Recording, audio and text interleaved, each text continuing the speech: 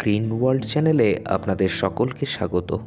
আমার বাড়ির ছাদ বাগানে টবে বসানো এই কামরাঙ্গা গাছটির ভিডিও এর আগে আপনারা অনেকেই দেখেছেন। আজ থেকে প্রায় 1 মাস আগে প্রথম এই কামরাঙ্গা গাছটিতে ফুল আসা শুরুর সময়ে এই গাছের গোড়ায় মিশ্র জৈব সার প্রয়োগের ভিডিও আপনাদের সাথে শেয়ার করেছিলাম। প্রায় 1 মাস পরে আজকে এই গাছটির আপডেট আপনাদের সামনে একবার তুলে ধরছি এবং এই গাছটির পরবর্তী পরিচর্যা সম্পর্কেও আজকে বিস্তারিত আপনাদের সামনে আলোচনা করব এবং দেখাবো। টবে বসানো থাই ভ্যারাইটির এই মিষ্টি কামরাঙ্গা গাছটির প্রতিটি কাণ্ড এখনো পর্যন্ত উপযুক্ত ফল ধারণের জন্য পরিপুষ্ট হয়ে ওঠেনি, কিন্তু তা সত্ত্বেও কি পরিমাণ ফলন এই গাছটি থেকে আমরা পাচ্ছি সেটি আপনারা ভিডিওতেই দেখতে পাচ্ছেন। এখানে ভিডিওতে আপনারা বিভিন্ন সাইজের কামরাঙ্গা গাছ থেকে ঝুলতে দেখতে পাচ্ছেন। এই সবগুলি এখনো গ্রোয়িং স্টেজে রয়েছে। এছাড়া আপনারা যেমন গাছে এই মুহূর্তে প্রচুর ফুল দেখতে পাচ্ছেন, এর পাশাপাশি একটু লক্ষ্য করলে বুঝতে পারবেন যে প্রচুর নতুন কুড়িও গাছে দেখা যাচ্ছে। থাই ভ্যারাইটির মিষ্টি কামরাঙ্গা গাছের এটাই একটা অন্যতম বিশেষত্ব এবং এর পাশাপাশি আরেকটা বিশেষত্ব রয়েছে, এই গাছের একদম গোড়ার দিক থেকেই প্রায় প্রচুর কামরাঙ্গা আপনার গাছ ভরে ঝুলতে দেখা যাবে। আর এটিও একটি অন্যতম কারণ ছাদ বাগানে এই বিশেষ প্রজাতিকে বেশি প্রাধান্য দেওয়ার ক্ষেত্রে।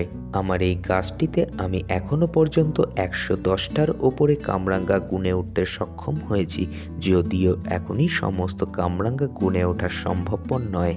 বেশিরভাগ ছাদ বাগানই এই কামরাঙ্গা গাছের ক্ষেত্রে ফুল থেকে ফল দাঁড়ানোর পরে একটা সাধারণ সমস্যার সম্মুখীন হয়ে থাকেন, সেটা হলো ফল ড্রপ হয়ে যাওয়া, অর্থাৎ গুটি বাঁধার পরে সেই ফলগুলো গাছ থেকে ঝরে পড়ে যাওয়া।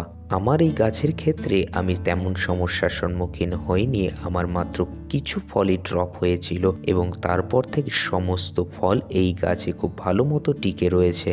আসলে এই কামরাঙ্গা গাছে অনেক কারণেই ফল ঝরে পড়তে পারে। ফলের গুটি বাঁধার পরে গাছের গোড়ার মাটিতে পর্যাপ্ত খাবারের অভাব বা জলের অভাবেও যেমন এই ফল ড্রপ হতে পারে, তেমনি এই ফলের ক্ষেত্রে আরেকটি গুরুত্বপূর্ণ দিক হলো প্রখর সূর্যালোক এই কামরাঙ্গার গুটির জন্য অত্যন্ত ক্ষতিকারক। তাই আমরা অনেককেই সাজেস্ট করে থাকি যে এই ফলের ফুল থেকে গুটি বাঁধার পরে গাছটিকে অন্তত কিছুটা ছায়াদার স্থানে রাখার জন্য। এছাড়া এই কামরাঙ্গা গাছের ক্ষেত্রে ফুল থেকে ফল ধারণের সময় কোনো কারণে গাছে অনুখাদ্যের অভাব হলেই গাছে প্রচুর ক্ষতি হয়ে যেতে পারে।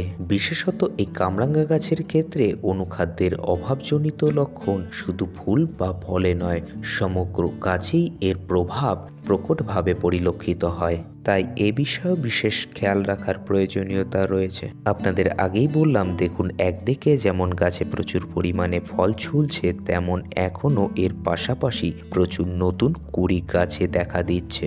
গাছটির প্রতিটি কাণ্ড যেহেতু এখনো পর্যাপ্ত ফল ধারণের মতো উপযুক্ত পরিপুষ্ট হয়ে উঠতে পারেনি, তাই আমি আর নতুন কুড়িগুলি থেকে কোনো ফল নেব না। এর পাশাপাশি গাছটিকে এই মুহূর্তে আকারে বা আয়তনে সীমিত রাখার জন্য আমি দেখতে পাচ্ছেন যে প্রতিটি ডাল ছাঁটাই করে দিয়েছি এবং যেগুলো জায়গা থেকে ছাঁটাই করেছি সেখানে দেখতে পাচ্ছেন ফাঙ্গিসাইডের প্রলেপ লাগানো রয়েছে।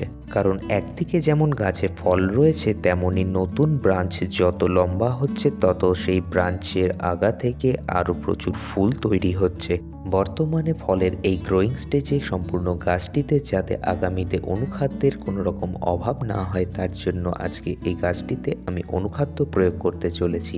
এর জন্য আজকে আমি নিয়েছি অ্যারিস অ্যাগ্রো লিমিটেডের অ্যাগ্রোমিন গোল্ড।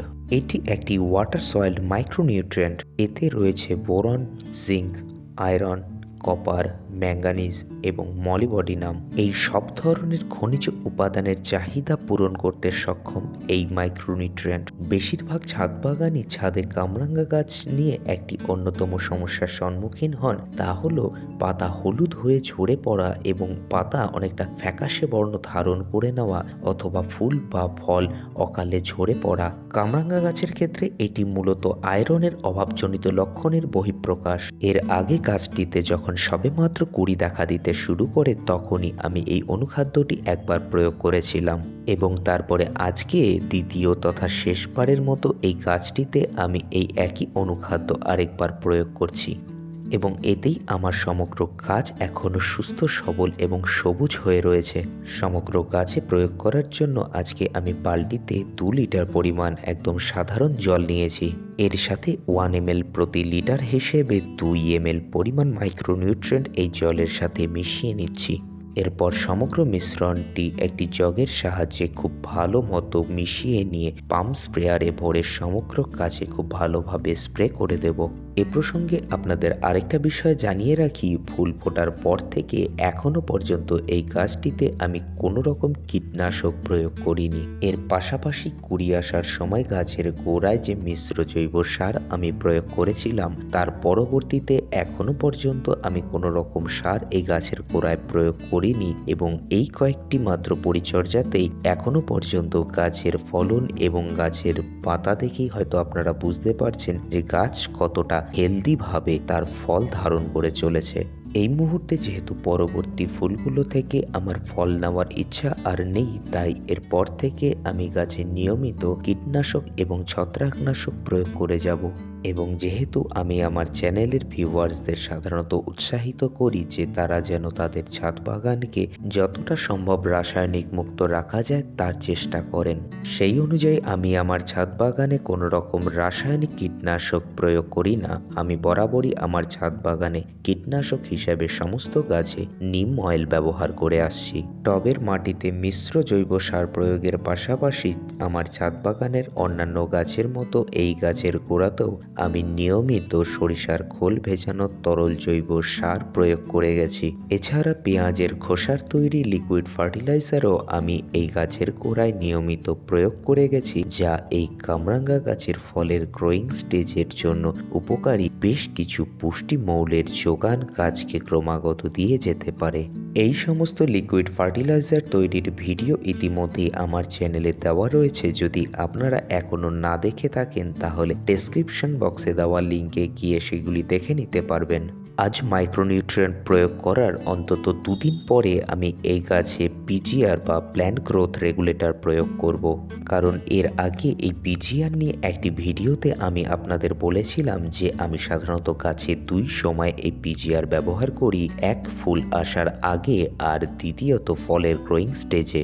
কারণ সেই ভিডিওতেই আমি আপনাদের বলেছিলাম যে পিজিআর এর কাজ শুধু প্ল্যান্টের গ্রোথকে রেগুলেট করা নয়, এর পাশাপাশি ফলের গ্রোথ এবং তার গুণগত মানকেও ডেভেলপ করা। যাই হোক, এর পরবর্তীতে যদি কোনো প্রশ্ন থেকে থাকে তাহলে অবশ্যই কমেন্ট বক্সে উল্লেখ করে জানাবেন।